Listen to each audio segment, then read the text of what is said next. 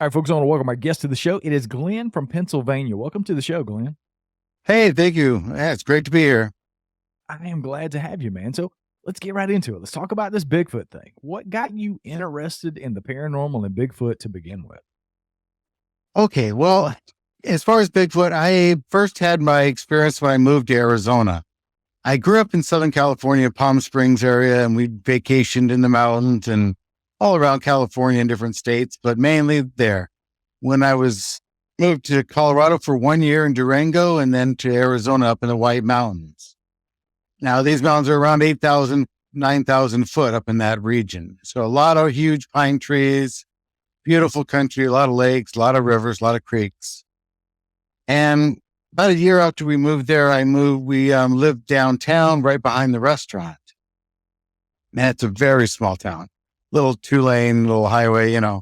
So this one night I was walking a friend of mine's girlfriend home from a little later birthday party. So I'm walking her home, say goodnight. She goes in through her window. That's what kids do at that age. And I walk back home. As I'm coming back down the road, all of a sudden I hear these dogs barking up at the house, a couple houses up from me. And these dogs are pretty vicious. They've come right up to the gate. You feel like they can just jump right over. So they're just viciously barking up a storm. So I start crossing the road, crossing that house that they're at, and the dogs go silent. Just nothing. And there's not a sound. And I just keep walking. I'm about halfway past the house. I keep going. I get about 20 feet past the house, and this roar starts up in these trees. It's about 50 feet to my left and about 35, 40 feet up. And it's so powerful. It's like a speaker standing next to a concert speaker next to me. I can feel that vibration from its projectile roar that just went right through me. Something told me, just don't run, just keep walking. And I just kept walking. It stopped roaring, and like shaking the tree up there. And I just kept walking. I had to go down this like 50-foot incline in about 100 yards and then keep going about 200 yards in the level, flat, plain area. I hear something to my left moving, and it sounds like it's about 30, 40 feet out, but it's pitch black. You can't see anything. And then pretty soon I hear something on the right side of the road, and there's like just a little barbed wire fence on both sides. So, I didn't hear it cross the barbed wire. So I don't know if there's more than one or if there's just the one, but I can tell this thing is big and it's tracking me. And I was like, I'm not going to run. I'm not going to run. Just keep steady. And I get up to the top of the road and I can still hear it on the right side. There's more trees over there now and some more cabins and things, old summer cabins. So we get up by the road. I turn left and I can hear it go behind this little drive-in, and there's gravel back there. And I can hear it, but I can't see it go between the buildings where there's a little bit of light. And then I hear it behind the post office, then behind this little cafe, but I can never see it. So I just keep walking. I got to walk back to my apartment. My dad and I made an apartment out of a huge barn in the back of our restaurant. So I had like 1/3 of that barn. It was even less than that for a big apartment. Okay. So that's how big it was. So I locked myself in there. I throw about 15 shells into my 22 rifle. That's all I had in my room. I threw it in there. And I this ain't going to do anything. I just threw it down. I set it down. This ain't going to do anything. I laughed. I said, I don't want to wake up my dad at 2:30 in the morning. It was he's a Navy guy, or was. He passed on now, but a Navy guy, pretty sturdy. He had some big guns, but I didn't want to, didn't know what to do. So I decided just to wait, go out in the morning. I didn't get any sleep, really. I stayed up, listened to records, whatever. I go back out there first thing in the morning, and I go back out to that same set of trees first. And I walk into them, and I'm looking, I see this big tree. It's probably about 3 foot around, maybe a little bigger even. And halfway around the bottom of that tree, all the pine needles are moved away, like brushed away, like 6 inches wide and about 4 or 5 inches deep. about almost halfway around this big, huge tree. And they weren't clawed by the dogs or anything, because you can tell when a dog digs. It doesn't dig nice and neat and uniform. It doesn't do that.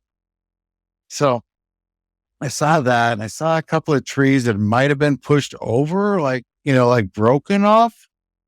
And I thought, oh, that's, here. And I looked up, and there was like, kind of looked like two, maybe some claws were in the one tree, but it was up above where I would have pushed. It was up, above my head, and I'm 15, so I'm about 5'3", I don't know, around that time. So I walk out into that field where I had to go down the road and down that hill, and I heard it to my left. So I walk down that field, and I see this mound of grass that some farmer had been laying there for years or something.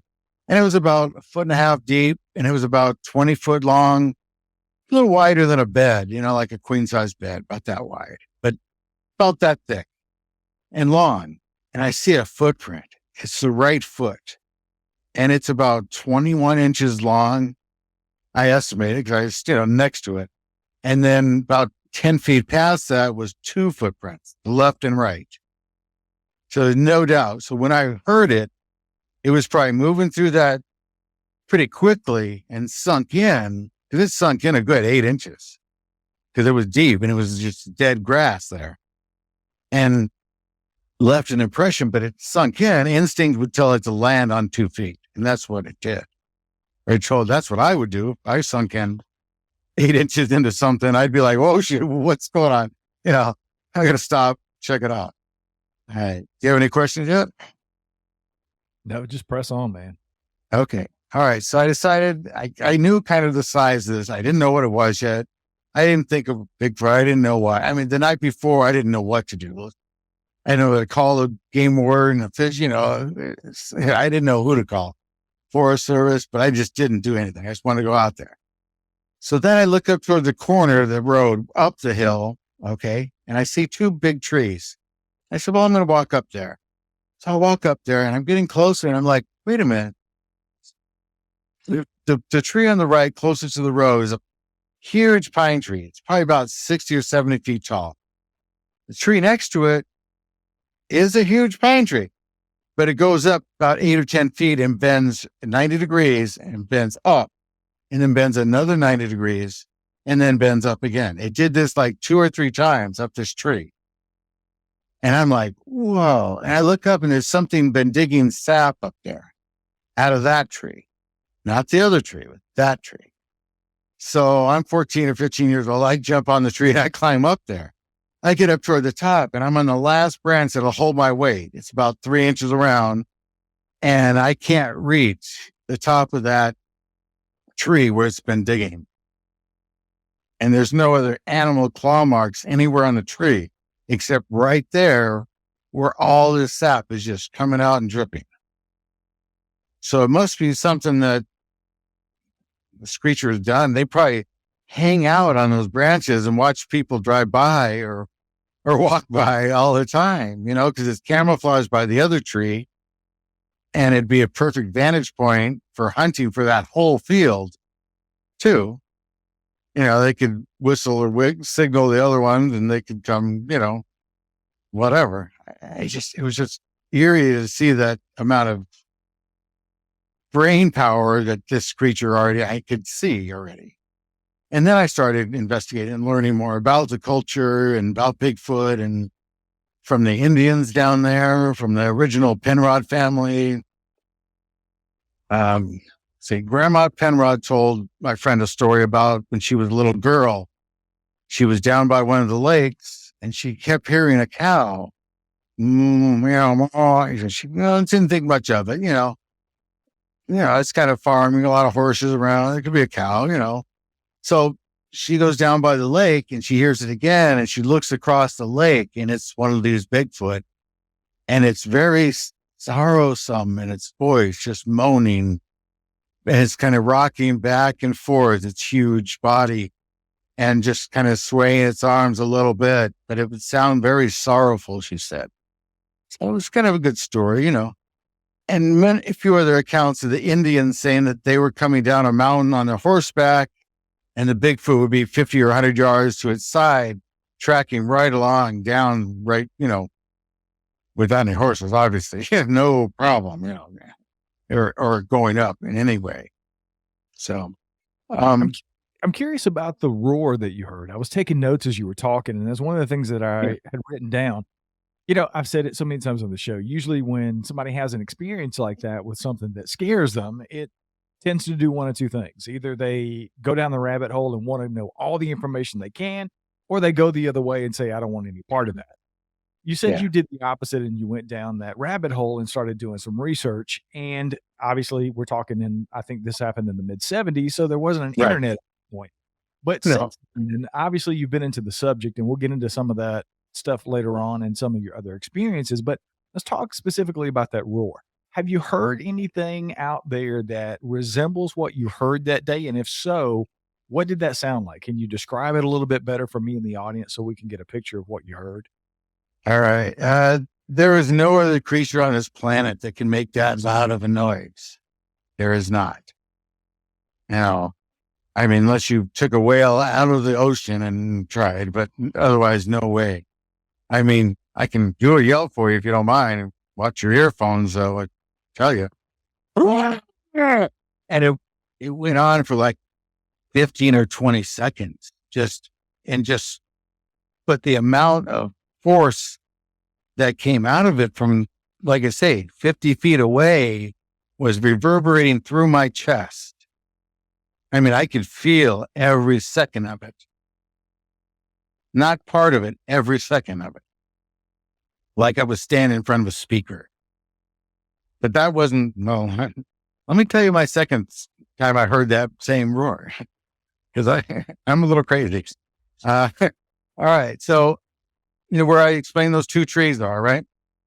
That's right on a little street. There was a little dirt road then. There was 5 houses on the right-hand side. My friend Johnny and his wife lived on the end of that house and last house on the right. So I was visiting them. I had walked, of course, and their dog, Wolfie, was like part wolf, but shepherd, And I decided to go down by the lake when I left there. So I told them I'm going to head down the lake. So I walked out and their dog was with me. She just liked to walk, that's normal for her. So she was about 20 feet in front of me and we're walking along and we hadn't gotten far past the cattle guard. I don't know, maybe 30, 40 yards at the most. And it's a good half mile to the lake, And all of a sudden I hear that same roar coming from in front of me. And it's just the same pissed off. And this is daytime, dude. Okay. This is daytime a few months later, or I don't know how long later. I can't quite put that picture in there, but I think a few months later, because it was like October, November when the first one happened, because it was cold. I had a jacket on. But the second time it was, daytime and not cold. So I was walking. So it was probably like March, April, maybe. So I hear this roar. The dog stops in her tracks and looks back at me. And I just take off running toward it as fast as I can. And some of the Indians taught us how to push off of the rocks, almost like starting blocks as you're running, though. So I'm visualizing these steps and I'm looking up in the trees side to side. And I don't want to break an ankle because I'm running right directly through the trees at it, not on the path that's off to my right. I wanted to go right there. I wanted to see this, And I'm running. I get all the way to the clearing of the trees. I ran over a quarter mile, maybe a little more. And I'm out of breath. I'm like, okay, let me hurry. And I'm looking back in the trees and I don't see anything. And I don't see anything of the lake. So I decided to go in an angle to the shore of the lake and walk the shoreline. So that's what I do. I do like an angle to the right and I head that way. And it's about 100 yards, maybe. I get up to the lake and I edge and I'm walking along and I get about 100 feet or so and I see something sticking up out of the shore. And I'm like, okay, check that out, And I'm walking along and what is that? And it's sticking up about 15, 16 inches up above the ground. Okay. And I'm getting closer and closer and it's mud that's about an inch thick pushed up because of the weight of the footprint going into the lake. and pushing all that mud up. The footprint was just the front part of the foot because they have a mid-tarsal break. So what I was looking at was 8 inches deep and human-shaped toes of the right foot of this guy. I think it was a guy because it had to have been because it's so big. So the right foot, half of that was when it pushed down 8 inches into the mud, it pushed all that mud up at a vertical 6 or 7 inch wide mud, an inch thick or more, and it was curling up toward the shore at the very top. When I got there, it was just waters was just starting to seep into the footprint, and it dove apparently into the water at that point. So it thought it could make every step into the water and couldn't, or did one more, and it sunk in that deep and pushed all that mud up, and it was just so compact and compressed against the back or the flat part of it's at the bottom of its foot and heel, that it just pushed it straight up and was curling back toward the shore.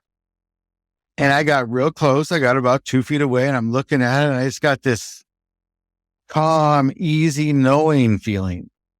I didn't get scared. I didn't like, oh my God, this thing's huge. I knew it was big. I mean, I already knew that, and by this time I kind of knew that it was a Bigfoot. And I said, well, it didn't seem to want to hurt me, and they seemed to be curious. And I kind of learned that at a young age. So I wasn't really worried about them. I mean, we camped right in those woods. We hung out all the time, didn't bother us. So I just walked. As soon as I turned, this is the strange thing. I don't remember the dog after I ran past her, okay, whether she followed me or not. I don't remember her by the footprint up there at all. And 2 steps after I turned, I don't remember walking out or walking. I don't remember that night. I don't remember stopping at Johnny's house. I would have probably normally have done that, but I don't remember that part. So I don't know if something traumatic happened and my mind blocked it out or Bigfoot erased it. I don't know that part, but I was thinking maybe in the, like a regression or something like that, hypnosis, possibly to bring that back. But there's a lot of other things. Yeah, it definitely sounds interesting, man. And I'm glad you said that because I was writing it down. Did you know is what I wrote down at this point, because that was going to be my question for you. When you're having these two experiences so close in time relatively to each other, and you said you'd had a couple of conversations with people around there, the Native Americans or what have you. If you had gotten to the point in your brain that early on that it was Bigfoot, because some people never make that connection, right? Unless they Right. actually see one of these creatures later in life or what have you. There's a lot of people who have encounters, 10, 15, 20 years after they have an experience where they hear something or smell something or what something happens in the Mhm. woods, and they just never draw that correlation. But it sounds like that clicked pretty early for you. Is that an accurate statement?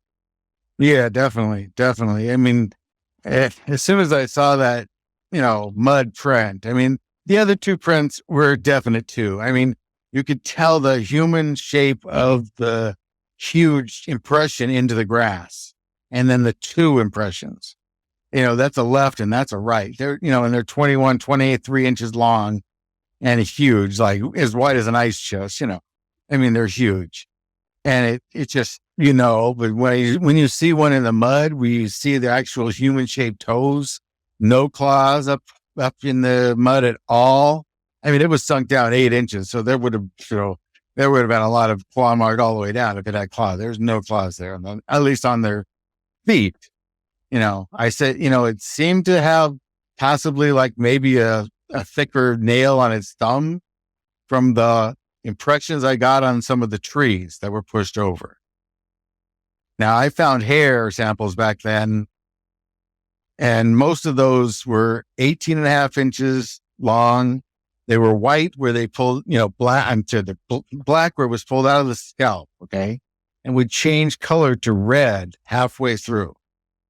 So the last 7 or 8 inches was red. So it was And I didn't find just one. I found like 15 different hairs. You could pull this hair straight and drop it on a table and it would curl up like a 2-inch spring. Like my suitcase got stolen. So that's how I don't have those things back then, but that happened. But I already knew. Another time I was drinking a bottle of wine with a girlfriend and said goodbye to her. I said, can you take the bottle out? I'm going to go onto the other side of this creek. I never been on, that's that same lake. This little creek fed it. I had never been on the other side of it, but I found a lot of evidence on this side. So I said, and she goes, you're going to look for Bigfoot, aren't you? I said, yeah. And she goes, I got to tell you something up first. And I went, all right. And she wasn't my girlfriend. This was Peggy. This was my friend's girlfriend. I don't want to set that wrong. So she told me two things. She said, the first thing is going to scare you. The second one was frighten your ass. Or something to that line. I don't exactly. So she said, when her and her parents drove home one day, they pulled up around their driveway and they saw a Bigfoot leaning its arm level out to its side, its elbow level on the top of their carport. Most carports are 8 or 9 feet high at the least. And in Arizona, we have big trucks. So, I know it's at least that high. And it just turned and walked off. It didn't run. It wasn't worried. It just turned and walked off. And she had, smelled things before. The second thing she told me was her and a few of her friends were in this marshy area on the other side of that road, closer to where she lived. And this is before she moved to the trailer. This is another house that she lived at. She said that they found or came across a horse with its head ripped off. Now, I can't imagine the amount of power or strength it would take to take a horse's head off. And it wasn't like, gently done, she said. And I said, wow, okay. Said, yeah, okay. So she tells me that. And I always tell the listeners or people that I forgave them for scaring me or frightening me because it's not their fault, really. They're not really, I don't want them to carry that on like I don't. I let it go. Because it brings up my emotion a lot of time when I talk about it, but that's okay. That I forgave them for frightening me. It's okay. So I walked down the creek to find a place to cross. And I see this little spillway. It's about 1.5 feet wide. Goes across this 35 feet creek, So I walk across it. I go to the other side. I walk down the hill, down creek, basically toward the lake. And I get down about 100 yards, maybe 150 yards, and I see a barbed wire fence. And I kind of glance to my left. And about 30 feet up, I see fresh break in 3 of the strands on one of the sticks. So, I can see something getting through there. So I walk over there right away. And on the top strand, there's a clump of blonde hair. It's bigger than my finger at the time and bigger than my finger now even, and about 2 inches longer. So it's about 5 or 6 inches long, this big clump of blonde hair. And it is blonde.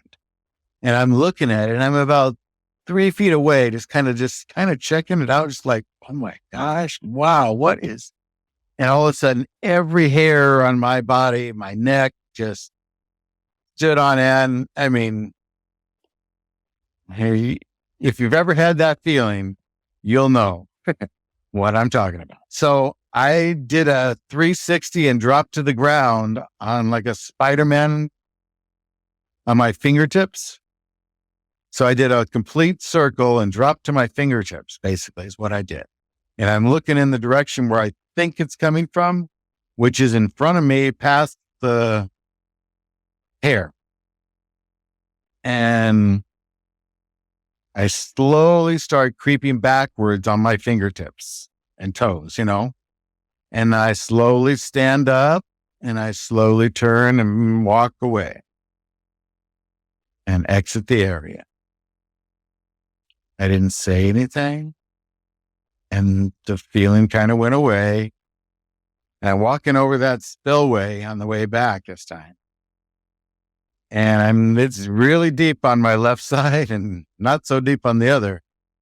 And I'm thinking, wow, if there's something down there, it could just pull me in. I'd never be seen because it's deep enough to like that, but put that out of my mind, but it, so I call a friend of mine. I tell him I got to bring him somewhere in the morning, right? My charger. So he comes out there with me in the morning, and this is pretty early. We get up, at 7, 8 in the morning or whatever it was. We get out there and we walk over that spillway again. After the spillway, we get over to where the barbed wire is. We're walking toward it, and the hair is gone. The sticks, everything is there. Everything is the same, but the hair is completely gone. I mean, I'm doing exactly almost the same thing. I'm looking though on the ground now for any of this hair or any evidence. There's no footprints. There's no sign. That big, huge clump of hair is now gone. My friend is like, I believe you, man. Don't worry. I know you. So I'm like, I know. He walks over about 15 feet away. I have no idea why. There's this big rock. It was probably, I don't know, 14, 15 inches at the base and kind of a volcano kind of shape rock. Okay. He lifts this thing up and it's probably 35, 45 pounds, something like that. And there's barbed wire twisted underneath this rock.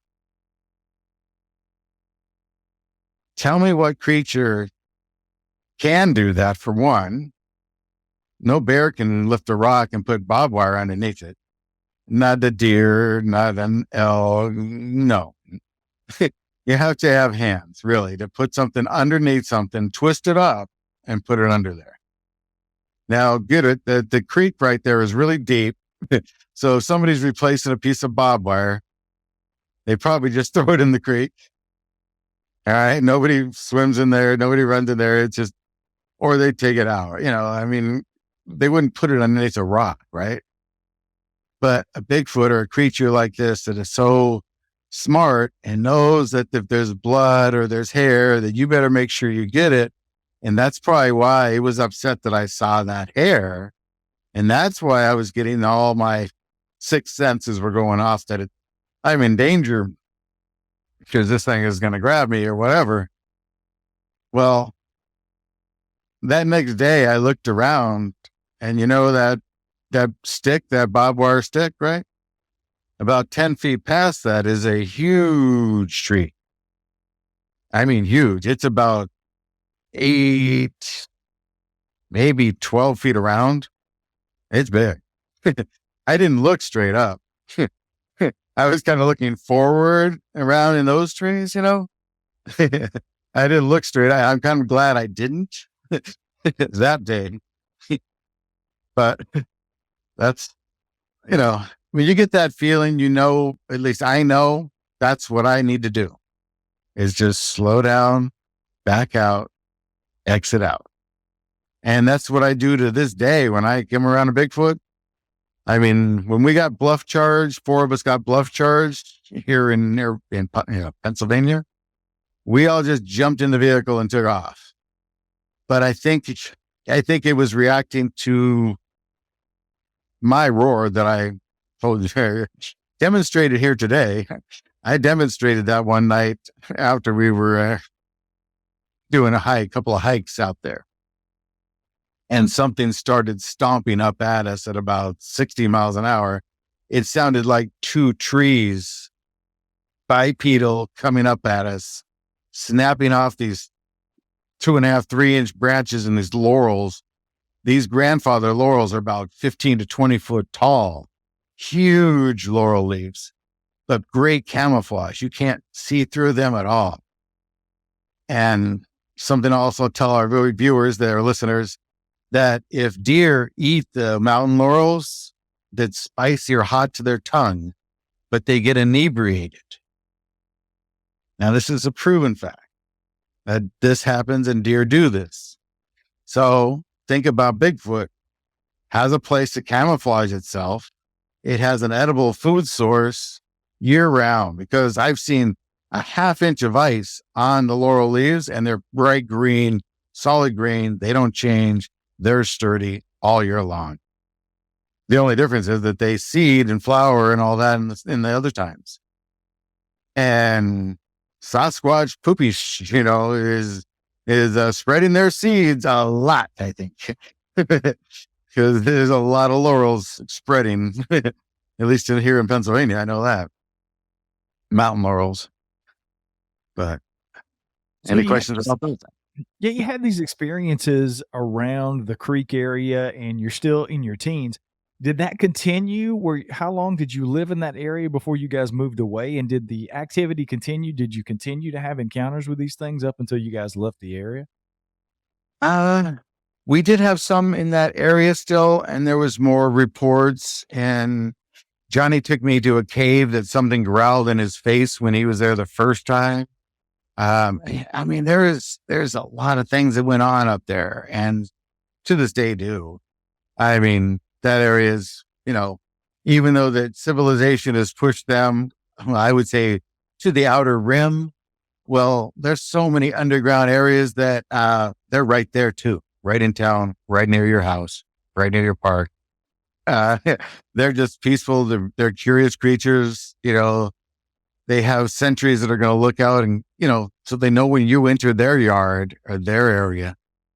And if there's something going on, I mean, some people hear like, oh, I heard this woman screaming in the woods. It sounded like, and then it stopped, and then it happened again. And I could hear it again. Well, think of a Bigfoot giving labor to a harrier, a big-headed hairy, creature. And a lot of that is if you're within earshot and you're on a trail or something, they'll scare you out of the area, whether gently with little stick breaks or tossing a little rock, or they'll get a little bit more aggressive and they'll start to grunt or growl, and then they'll stomp or do a bluff charge like they did to us. That's something to experience or not to experience. Yeah, I believe I was bluff charged about one of those things when I was 12 years old up in Georgia. So I definitely understand where you're coming from there. Let's talk about the tree breaks a little bit before we move into some other stuff. What do you think about the tree breaks? You might have tipped your hand a little bit there with what you said about you think they might use those as some sort of intimidation as far as making the noise with the tree breaks.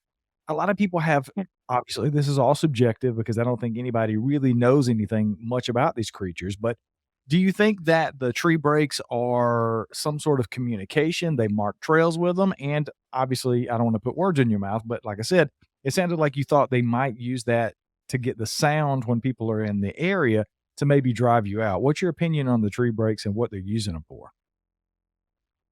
All right. Well, usually when you hear a tree knock or tree knocks, actually, when I first moved to Arizona with my dad and stepmom and two stepsisters, we lived in a smaller trailer in the beginning while we were remodeling different things. And I'd go outside with my headphones on and listen to music and have a cigarette, and I could hear like a chopping at like 11, 12 o'clock at night. I hear this, and on the other side of this fence was the reservation, was on the Navajo reservation. So, I mean, I was right there by that. So I didn't think much of it. I said, well, it's kind of late to be chopping wood, but okay.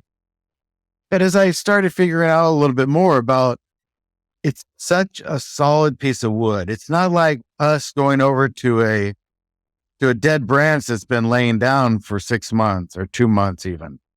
They break one off that's fresh. I mean, and then if they, communicate with it, they also will break 2 branches off and they'll walk with them under their arms and cover their tracks. They like pine needles because of that factor too. The pine needles, it's the most acidic, thing there is as far as leaves go.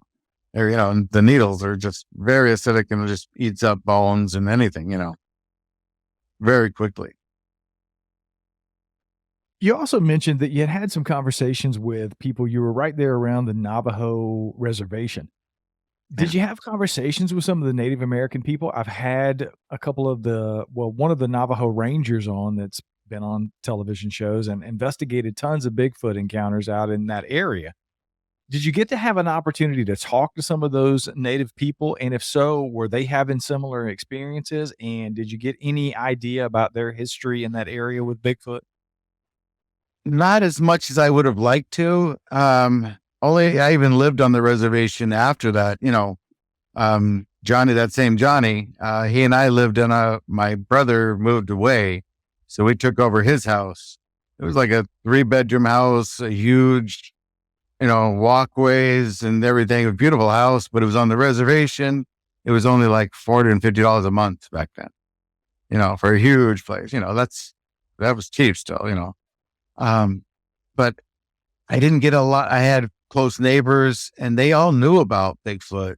We'd talk about it once in a while, but we were mainly teaching them karate and, they would, we were like the ninja star guys, and staffs and teaching them how to use them. And, they even 30 years later, I went back to that same house and the neighbor across the street.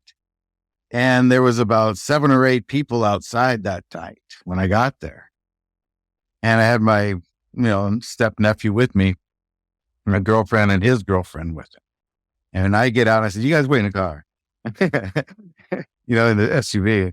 And I got out and I said, "Hey, what's up, guys?" And I said, "Yeah, I used to live in the house right there. Years ago, I came to visit Eric and the family over here. They still live there." And they go, yeah. Eric doesn't, but his brother lives there in the family. Yeah. "You used to live over here?" And I go, yeah. And he said, "You wouldn't be those karate dudes, were you?" I said, "Yeah, that was us." Yeah. And it was good timing because they were coming to attack the brothers in the house. They were coming to fight them. So my coming broke all that up. with, with the 4 of us coming, and just kind of just mellowed it out and kind of situated the situation, I guess. That was good. But Good getting time. back to Bigfoot. Yeah, so you moved into Pennsylvania, and I don't want to get ahead of myself here if there's other things that you experienced before you got into Pennsylvania, but obviously you got involved in the Pennsylvania Bigfoot Project. You continue to go out and research these things. Have you had other experiences while you've been out researching? And if so, what have you experienced in that area? Yes, we have. Oh God. um, I didn't, like I say, from the time my boys were born, like in the early 90s, 91 and 96, I didn't do much Bigfoot at all. I lived in Connecticut at the time and just kind of just didn't have it in my mind. It wasn't, important. I had a couple jobs and the wife, the kids, just taking care of the family and doing things.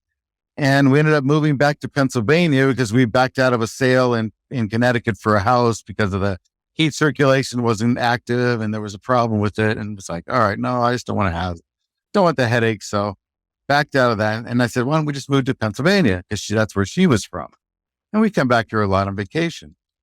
So she said, sure. So I moved back here. And then after the big boys got a little older and, doing things on their own, then I started getting back into it. And I started going out with AJ and a couple other gentlemen, and we'd go out on 3 or 4 per week, just going up into the Susquehanna area, Susquehanna Screamer, you may have heard of.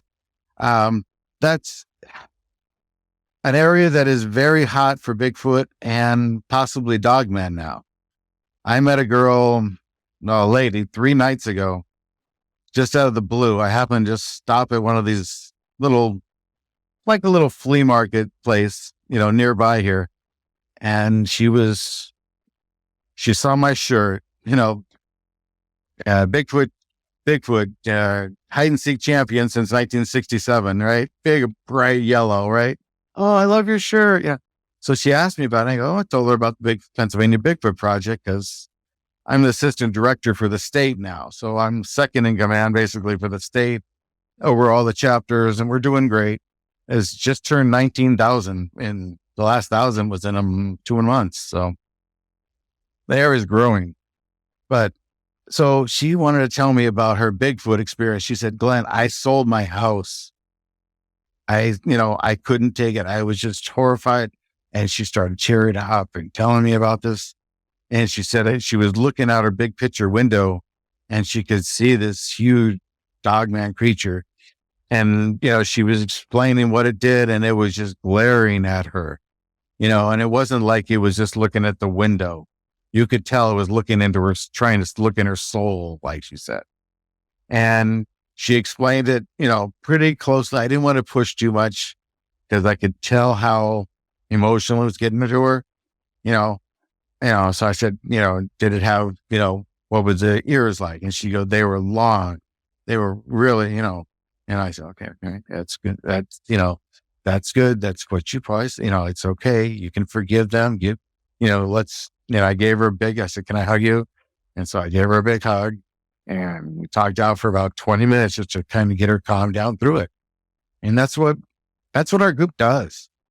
A lot of the time is people want to tell you about it. They're not necessarily want to go on your show about it, but they want to know that they have validation for it, And I said, well, at the time, it was about a week and a half ago, we had a report in a Ricketts Glen State Park here.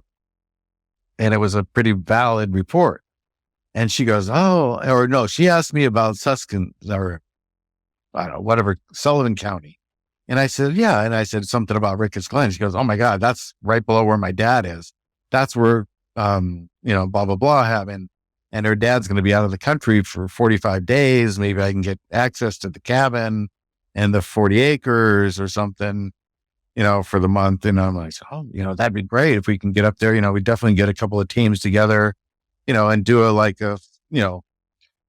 we usually do like a 72-hour, stay over, then somebody else stays over for the next 72 hours or, we'll kind of incorporate if we need to. And, so she's going to check into her with her dad.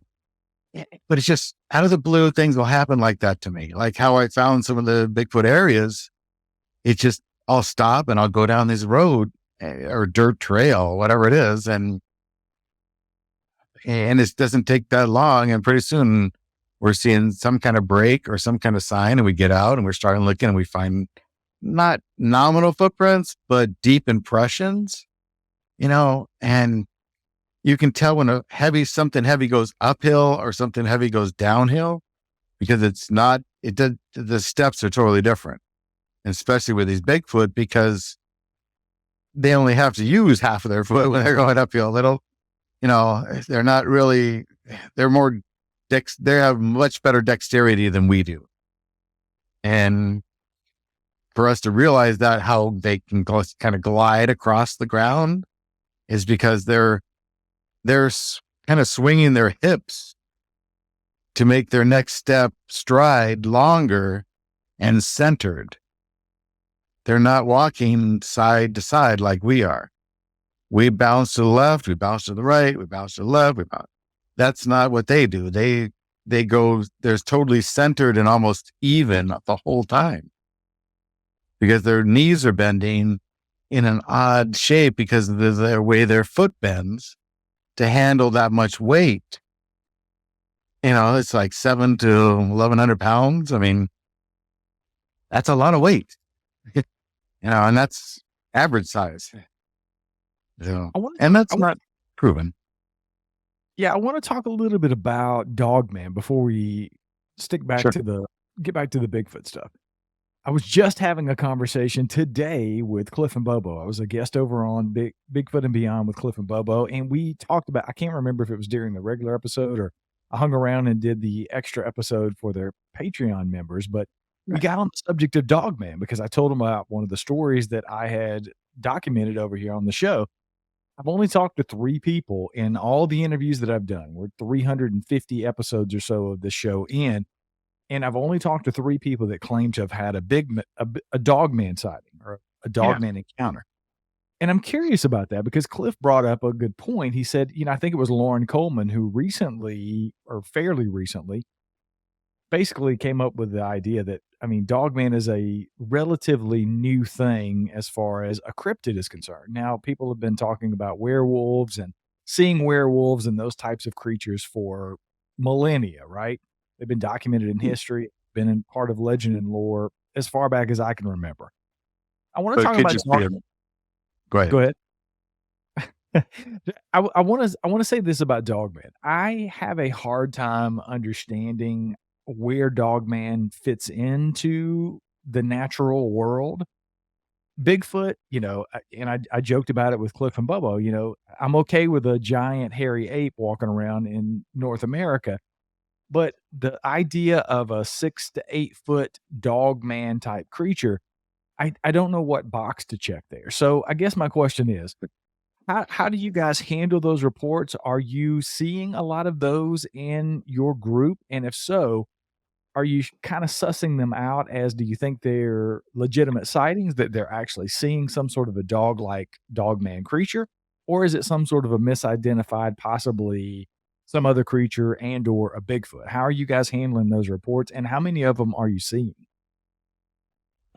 Well, first of all, this is my first in-person investigation with somebody that's seen one, only because they are rare, and that is definite. Um, I know. Have you ever heard of the Land Between the Lakes? Yes, I sir. Okay, so there's been some, no, more than circumstantial evidence that Dogman exists on one side and Bigfoot exists on the other, and that there is kind of a protection for humans with the Bigfoot against the Dogman in that area. Now, I believe that to be probably true in a lot of areas. Um, in fact, when I did the yell or replicate the roar that I did, and we got that huge bluff charge, looking back on that in the last year or two, I think it was coming up to protect us because it just seemed that way. Like it was down there, very curious, very content, and we're talking to it. And I told Stephanie, I said, Stephanie, say a few things, talk about, what's going on. I didn't explain all that one yet, but it was amazing, in its own way. But yet I think was coming up to protect us because of the violent roar that I replicated. I don't know what I said or what I was. It was obviously, it was a pissed off roar that I heard in the beginning, whether I know it wasn't really at me, it was at the dogs because they were just, going ape crazy dog, and giving its location away or whatever. And I don't remember what happened to the dogs after that, but tail between their legs, I'll bet, for a long time. But Dogman. All right. So there are a couple of reports, not a lot. I can reach out to a couple of my other admin and see if I can get a couple more documentations for you on those.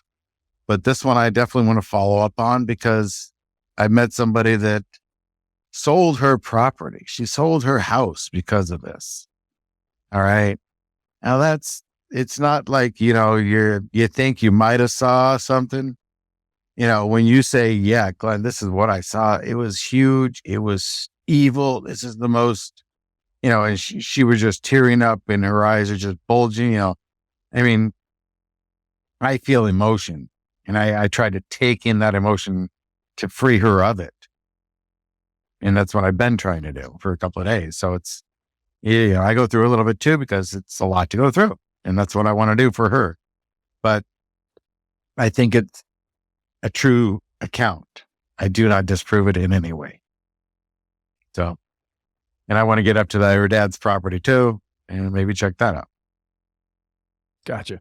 And I totally know what you're saying. I had a lady on the show, gosh, it's probably been a year and a half, 2 years ago, and Carrie from Tennessee.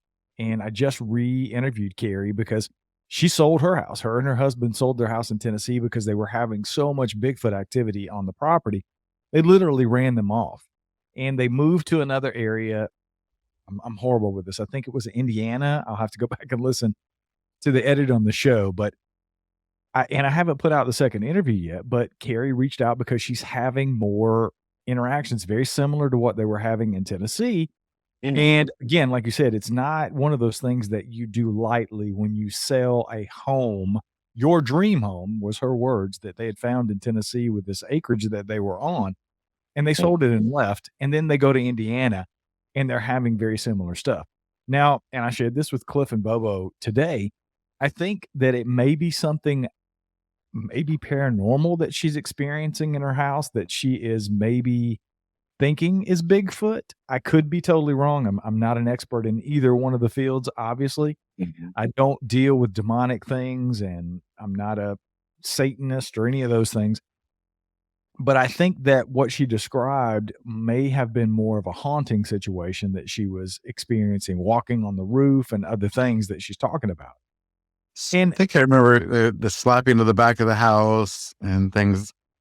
I mean, you'd be surprised that some Bigfoot somehow can be in the same area you are, or they know where you live. You've been into their home, they know where you live. And even if you move, I don't think it makes a difference in their world or their realm of where you are, where they want to come out. I mean, if that's, I don't deal in the woo that much as far as, but I don't also discount any of it because I don't know that it's true or not. I mean, it's very possible that through vibration of themselves or the trees or however they, manipulate things. I know they can go right through briar patch bushes that appear not to be gone through. I mean, I've seen evidence of, the steps going right up to them and then nothing. And then, okay. Yeah. I was like, there's no moss or where'd they go? It's just odd sometimes how they disappear and I know they can leap farther than anybody imagines either. You think the longest long jump is like what, 15 feet? I don't know, whatever, broad jump. Well, they can do like 35, I think, over a little ravine, take 2 steps and jump. They're just, the amount of power that they have. It's amazing. yeah, I think some of the high strangeness or the woo that gets talked about a lot in Bigfoot has to do with that. I think there's a lot of explanations that are right along Occam's razor with some of these things that they do and some of these abilities that people attribute to them and some people would call woo or high strangeness.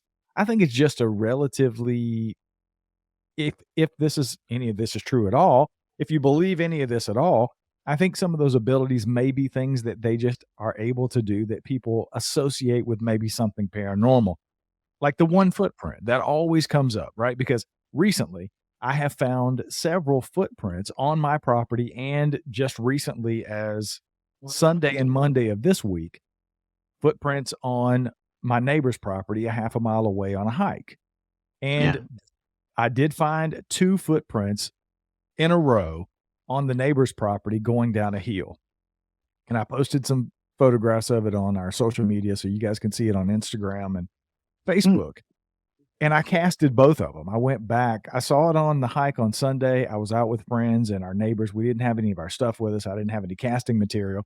So I went back yesterday, which was Tuesday as we record this, and actually did the castings. So I said all that to say, I have also found a footprint here on the property, and it's one single footprint in the mud.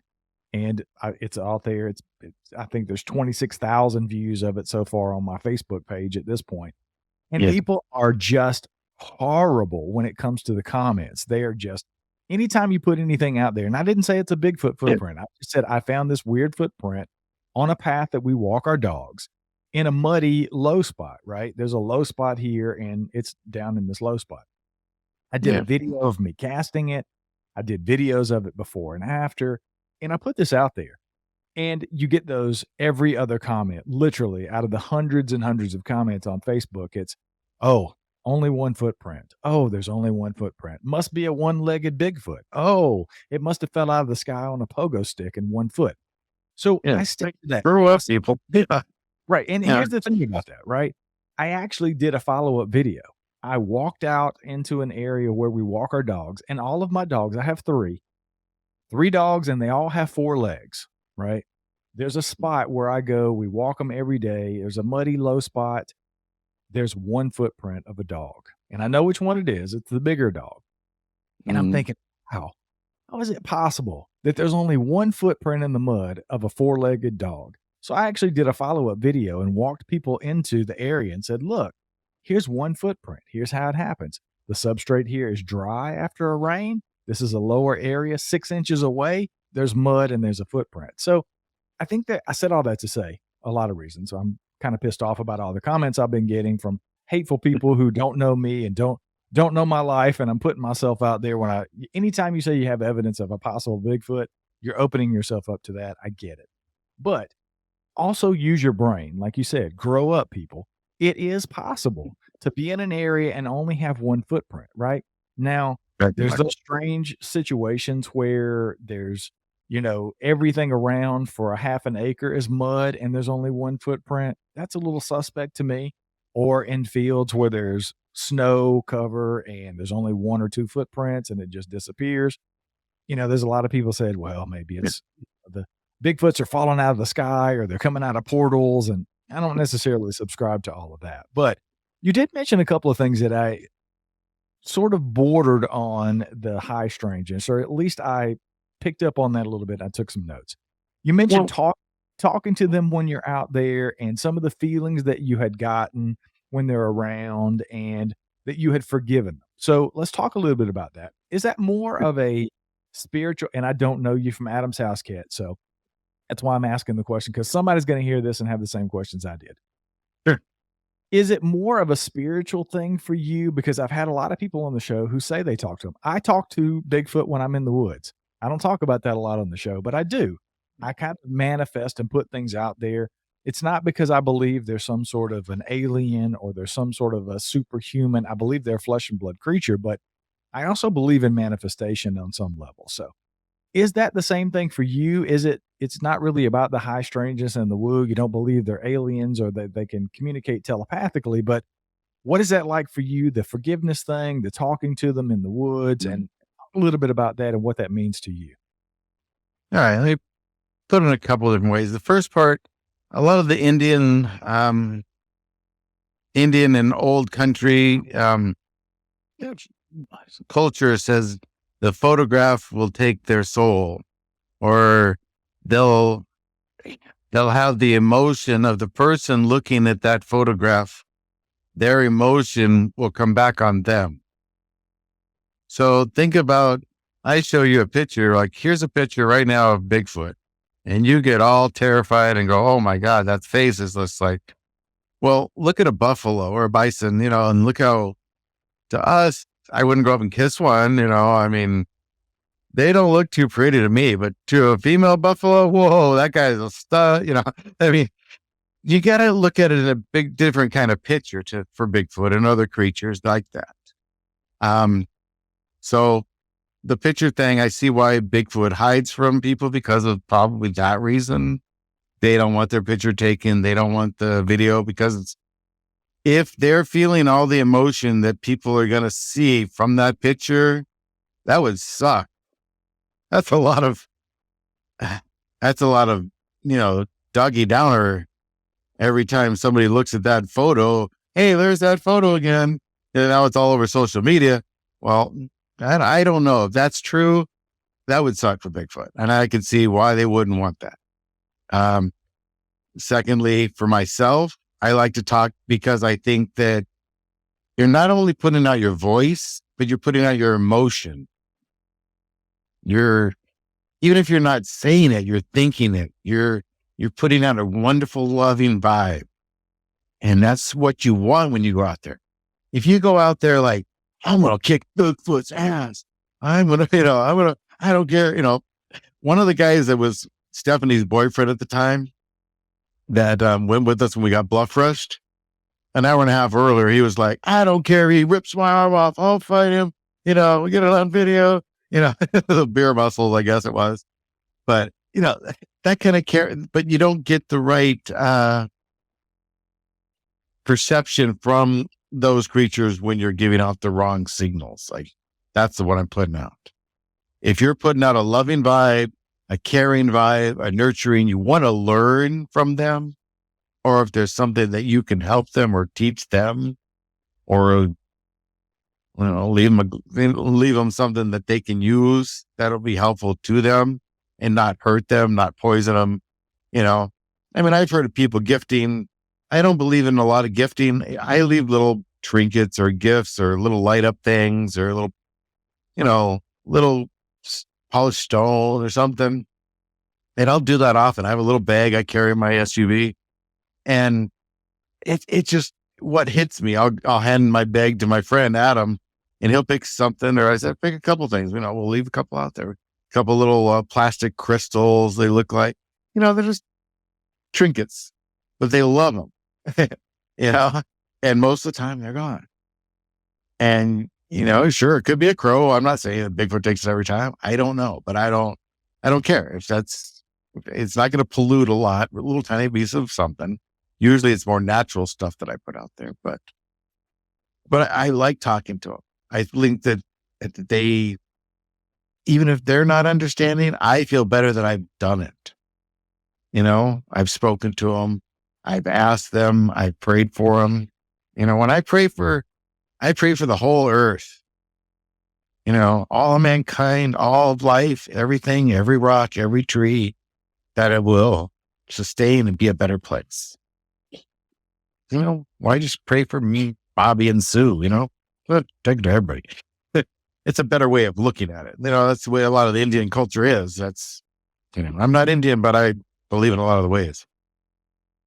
That's a great explanation. I appreciate you taking time to talk about that. We've mentioned it a couple of times, and I certainly want to talk more about how the Pennsylvania Bigfoot Project, how did it get started? What is it? Where can people find it? And how can they become a part of what you guys are doing?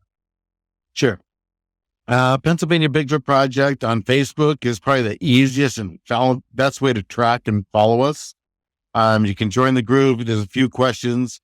We are a no-kill group. We are not interested in hunting Bigfoot in any way that way.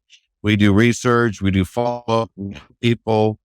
We are interested in seeing them just like everybody else. And there's been a lot of different sightings throughout the years, not only in our group, but people that have joined our group that have already had past sightings and future sightings. But it just seems like we have so many now that have joined every group. We have, I think 75 counties in Pennsylvania. 80% of those, we have a separate chapter in those counties. So you can join your local chapter, say Lackawanna County is my county, and Luzerne is next door. And, there's so many little counties, but they have their own little chapters that can do quick investigations, or they just do their own, or they do group ones. I did a group camp out at a house that had a history of Bigfoot being there. Now, we didn't get anything substantial. We did get a couple of possible prints. And at about 12:30 at night, it sounded like 15 coyotes over the mountain.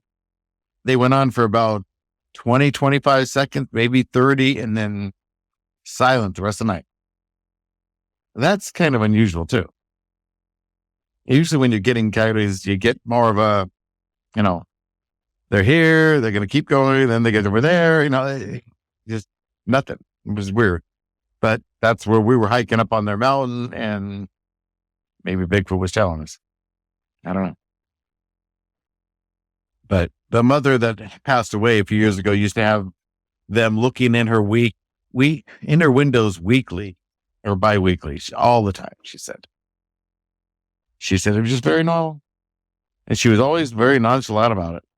And being someone that's seen Bigfoot, it wasn't really that big a deal to me.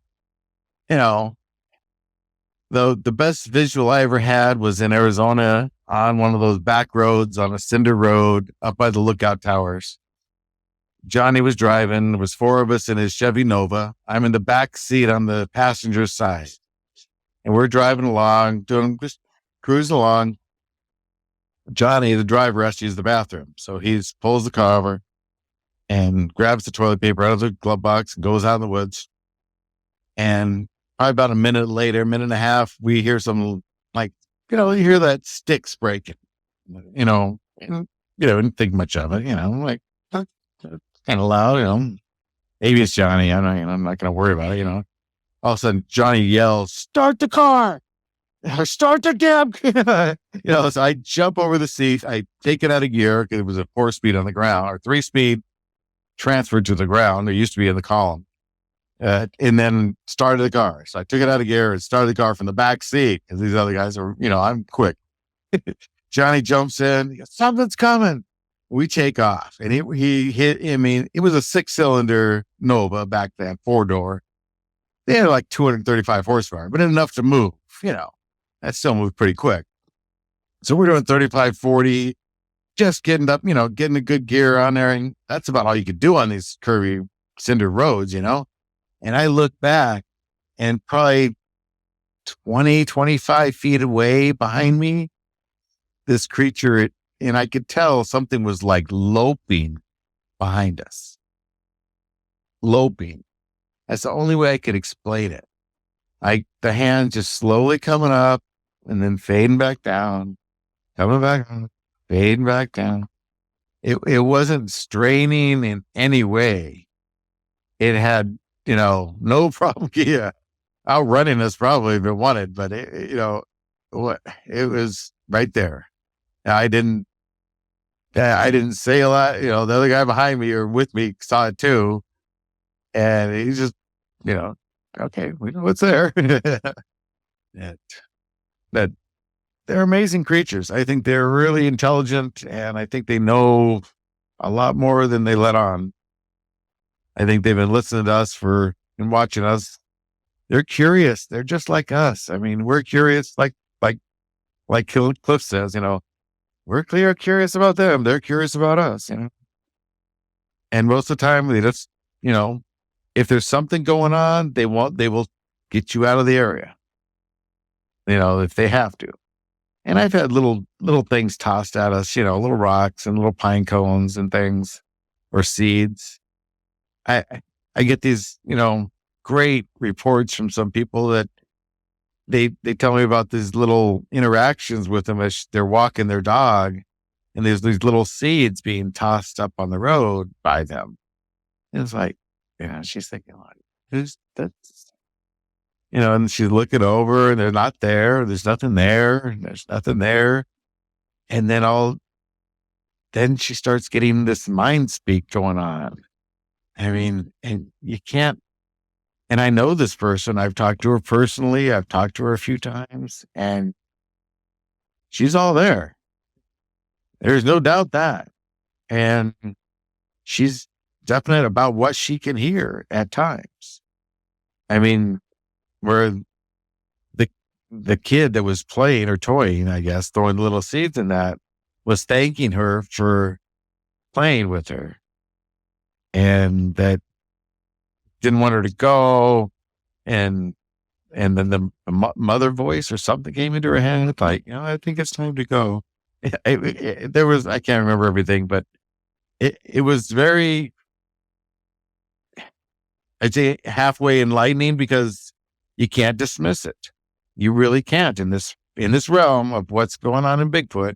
You can't say, no, you're absolutely wrong, because it could be absolutely true. And until it's proven not, it's true. Until you put Bigfoot in the equation so many times, in so many situations, nothing makes sense in that situation until you put Bigfoot equation into it. And then it all fits together.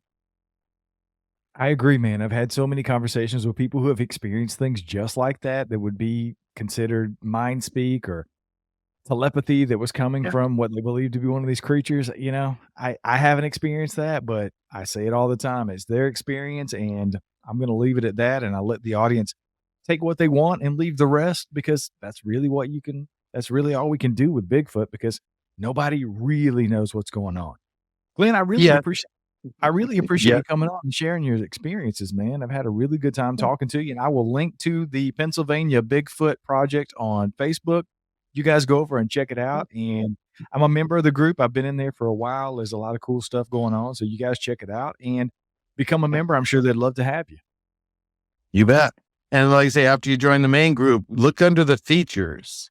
If you scroll down about 4 or 5 posts, there's a map that we have of Pennsylvania, and it's an interactive map with yellow, blue, and red different pipes. And they're from, pre-long, 100 years ago, 80 years ago, 50 years ago, up to more recent times with different colors.